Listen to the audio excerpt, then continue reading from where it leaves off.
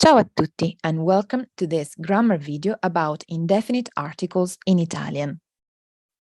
In Italian, the English indefinite articles a, an are translated into different indefinite articles according to the gender and the number of the noun that follows, like the example shows. A rucksack, uno zaino, a cat, un gatto, a friend, masculine, un amico, a girl, una ragazza, a friend, feminine, un'amica.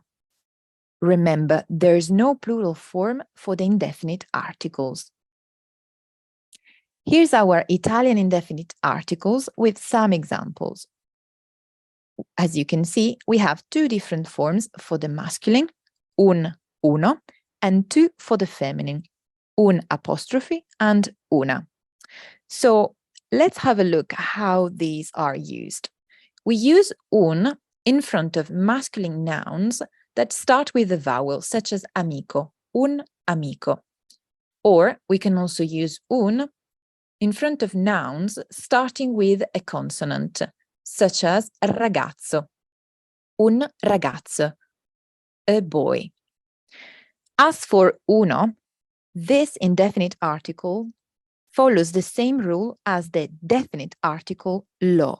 And so we use it in front of masculine nouns starting with S plus consonant, such as studente, uno studente, or SP, such as sport, or SB, such as sbaglio, mistake.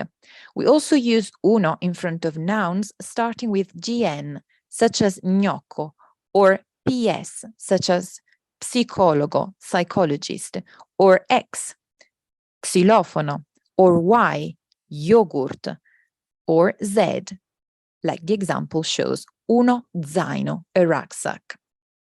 As for the feminine, we've got un, but this time with apostrophe. And so we use it in front of nouns starting with a vowel. Un'amica, un'amica, a friend, feminine form. As for una, we use this indefinite article in front of noun starting with a consonant. Una ragazza, a girl. Or una borsa, for example, a bag. So take your time to review the slides and test your knowledge with the quizzes available in these slides. That's all for today, and thank you for listening.